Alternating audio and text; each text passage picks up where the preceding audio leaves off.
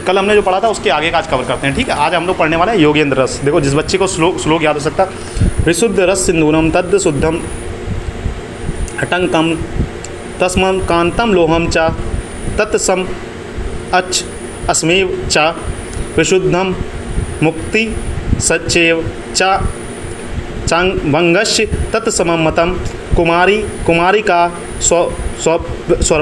स्वभाव्यम धान्य सोदिंत्रियम, ठीक है। ततो रक्तिद्वयम समति वटी कुर्यात द्वि चक्षणा, ठीक है। देखो श्लोक किसी को नहीं याद करना है, सिर्फ आपको हिंदी याद करनी है। श्लोक अगर बहुत ज़्यादा किसी बच्चे को श्लोक हिंदी से जल्दी श्लोक याद होता है तो वो अच्छा याद कर सकता है, ठीक है। इसका प्रकार कैसा है, ये क्षारीय रसायन है, ठीक है। जो आपके रसायन दिए गए हैं उसमें एक क्षारीय रसायन में आता है, ठीक है। घटक द्रव्य क्या है इसके, रस सिंदूर है, स्वर्ण भस्म है, कांत लोह भस्म है, अबरक है, मुक्ता है, वंग है और कुमारी सोरस है। आपको सबसे चीज़ इंपॉर्टेंट क्या है इसमें सोरस कौन सा है, कुमारी सोरस है, ठीक है बेटा।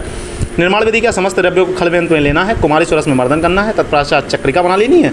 चक्रिका को एक एरंड के पात्र में धान की भूसी में 3 दिन तक रखते हैं। धान की भूसी में कितने दिन रखते हैं, 3 दिन। तत्पश्चात निकालकर 2 रत्ती की बटी निर्मित कर प्रयोग करें, ठीक है। इसकी मात्रा कितनी लेनी है आपको, मात्रा कितनी बताई गई लेने के लिए, 125 से 250 mg तक लेना है।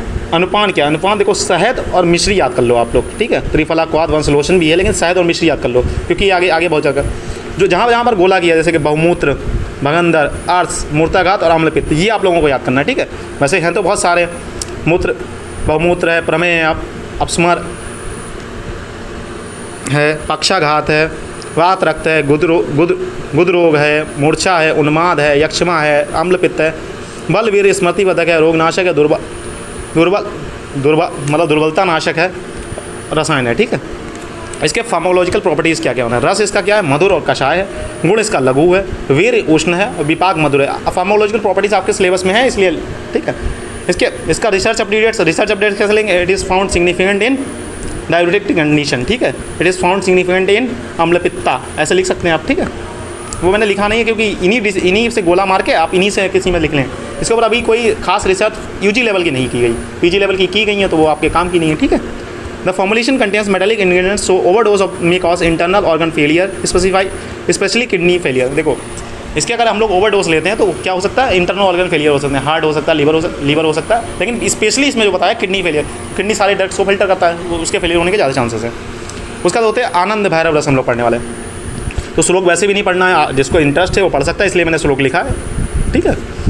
इसके शुद्ध हिंगुल, हम बच्चे 3 टैंक गन नहीं रखते, ठीक है। ट्रिक है इसकी, हम बच्चे 3 मतलब त्रिकटु हो गया, गन मतलब गंधक हो गया, नहीं रखते, नहीं से नींबू सोरस हो गया, ठीक है। हम बच्चे 3 टैंक गन नहीं रखते, ठीक है।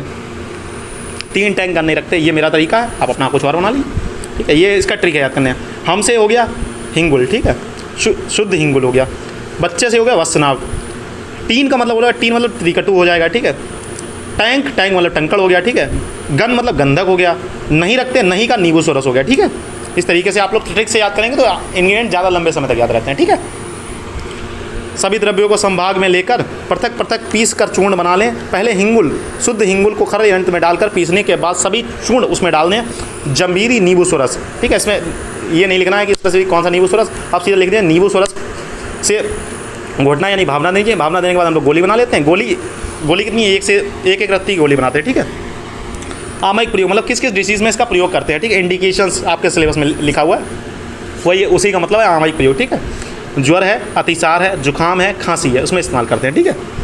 फार्माकोलॉजिकल प्रॉपर्टीज़ थी, फार्माकोलॉजिकल प्रॉपर्टीज़ क्या क्या है। वर्ण इसका कैसा होता है, रेड कलर का होता है, रक्त वर्ण कह सकते हो या लाल रंग कह सकते हो। मैंने एकदम सिंपल भाषा में लिखा, लाल रंग। रस है कटु, गुण है लघु, वीर है उष्ण और विपाक है कटु। साइड इफेक्ट क्या होते हैं, सेल्फ मेडिटेशन ऑफ द, देखो ये नहीं अपने आप काबिल नहीं बनना है कि मतलब इस दवाई को अपने आप नहीं लेना, डॉक्टर की सलाह से लेना है और कितना डोज लेना है डॉक्टर डिसाइड करेगा, ठीक है, आपकी बीमारी के हिसाब से। बहुत लोग काबिल बनते हैं, अपने आप दवाई ले लेते हैं, तो वो हो सकता है कहीं ओवरडोज हो गए तो इंटरनल ऑर्गन फेलियर भी हो सकते हैं, हो सकता है हार्ट अटैक आ जाए, हो सकता है किडनी फेलियर हो जाए, तो वो कंडीशन भी हो सकती है अगर ओवरडोज ज़्यादा समय तक लिया। प्रिकॉशंस क्या है, the medicine is not suitable during the pregnancy, lactating mother and children. वही है कि किन किन को नहीं लेने चाहिए, बच्चों को नहीं लेना है, गर्भवती महिलाओं को नहीं लेने, और जो माता बच्चों को स्तनपान कर रही हैं, दूध पिला रही हैं, उन्हें नहीं लेना है, ठीक है। रिसर्च अपडेट्स क्या हुई, anti microbial properties of Anand.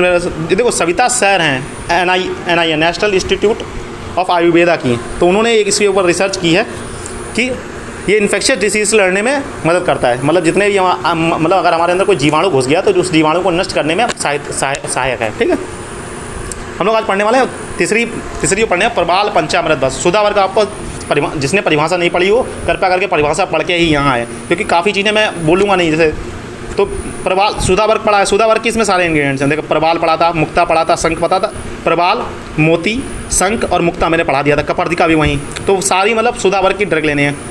PM शंख सुबह कल बजाएंगे। पीएम, पी से प्रबाल, यम से मोती, शंख से शंख बज, सुक्ति मतलब सुबह हो गया। ठीक है, और कल और आज से अर्क हो गया, बजाएगा। ठीक है, जो हमारे पीएम है वो पूजा पाठ वैसे भी करते हैं, तो कब बजाएंगे? कल भी बजाया था और आज भी बजाएंगे। ठीक है, इस तरीके से आप ट्रिक से याद कर सकते हैं। देखो ट्रिक से याद करोगे तो याद रहेगा लंबे समय। एग्जाम में पता है इंग्रेडिएंट्स को लेकर कन्फ्यूजन होगा, क्योंकि इतने सारे इंग्रेडिएंट्स हैं, तो ट्रिक से याद करेंगे तो याद रहेगा। प्रबाल पिष्टि, मोती पिष्टि, शंख भस्म, मुक्ता भस्म, कपर्दिका भस्म और अर्क दुग्ध। ये अर्क दुग्ध कितना, QS का मतलब होता है क्वांटिटी से, मतलब भावना हेतु जितनी उपयुक्त मात्रा है उतनी लेना है। QS का मतलब होता है। ठीक है, अगर आप सिरप देखेंगे तो सिरप के नीचे लिखा होता है इन बेस QS लिखा होता है। अब अगर आप कोई सिरप आपके पास रखी हो तो उसमें देखना, उसमें लिखा होता है QS। उपयुक्त देखो सारी भस्मों को खल यंत्र में लेना है, अर्क दूध डालकर मर्दन करना है, भावना देनी है 1 दिन तक, फिर चक्रिका बनानी है, सराव संपुट में रखकर एक गजपुट इसमें गजपुट प्रदान करना है और स्वंग शीत होने पर प्रयोग करना है। तो इसमें कहीं ना कहीं पुटपाक भी कर रहे हैं हम लोग, तो वो भी इंपॉर्टेंट है। ठीक है, मेथड ऑफ प्रिपरेशन है ये। फार्माकोलॉजिकल प्रॉपर्टीज़ क्या है? इसका जो वर्ण है वो श्वेत वर्ण है का चूर्ण होता है। रस कैसा होता है? मधुर और तिक्त रस होता है। गुण इसका रुक्ष होता है। वीर इसका शीत होता है। विपाक मधुर होता है। कर्म कफ पित्त शामक होता है। मात्रा जो इसकी है वो 100 से 300 मिलीग्राम बताई गई है। अनुपान जो है मधु याद कर लिए और नींबू स्वरस। ठीक है, आमयिक प्रयोग है श्वास काश ग्रहणी अतिसार प्रमेह उदर विकार। अधिकतर फॉर्मुलेशंस में श्वास काश है और उधर श्वास काश और प्लिहार हो गया, तो सब में ये लिख सकते हैं। ठीक है, रिसर्च अपडेट्स क्या की गई, इसके ऊपर एक रिसर्च अपडेट की गई है। Prabal Panchamrit can be consider as a natural calcium supplement. जैसे डॉक्टर किसी की हड्डियाँ टाट गई हैं, जैसे फ्रैक्चर हो गया, तो डॉक्टर उसे कैल्शियम सप्लीमेंट वो वाला देते हैं, नेचुरली सिंथेटिक वाला देते हैं। तो ये नेचुरल की तरह है, और नेचुरल कम नुकसान करेगा, मामूली बात है कि नेचुरल चीज़ें कम नुकसान करती हैं और सिंथेटिक वाली ज़्यादा नुकसान करती हैं। ठीक है, तो नेचुरल ये किसने की थी? Doctor Usha Sharma and Saini, Uttarakhand Ayurvedic university Haridwar में की गई है। ठीक है, इसके ऊपर रिसर्च जो की गई। साइड इफेक्ट ये आपको नाम नहीं याद करना, आपको सिर्फ याद करना रिसर्च क्या हुई है। ठीक है, कि उन्होंने इसे कैल्शियम का नेचुरल सप्लीमेंट माना है, रोगियों पर इस्तेमाल किया होगा, फिर उन्होंने अपनी रिसर्च लिखी है। ठीक है, साइड इफेक्ट क्या है इसमें? इसे अगर ज़्यादा डोज लेते हैं तो एब्नॉर्मल पेन हो सकता है, और आर्थियोस्क्लेरोसिस एक कंडीशन होती है, मतलब जब क्या होता है वेन्स में कैल्शियम डिपॉजिट होना शुरू हो जाता है, तो वो कंडीशन हो सकती है। अगर बहुत ज़्यादा मात्रा में लेना तो हार्ट में हो सकता है, कहीं किसी आर्टरी में जाके कोरोनरी आर्टरी में जाके ब्लॉक करे तो हार्ट अटैक होने के भी चांसेस हो सकते हैं। ठीक है, आज के लिए इतने रखते हैं, बाकी कल कंटिन्यू करेंगे। ठीक है बेटा।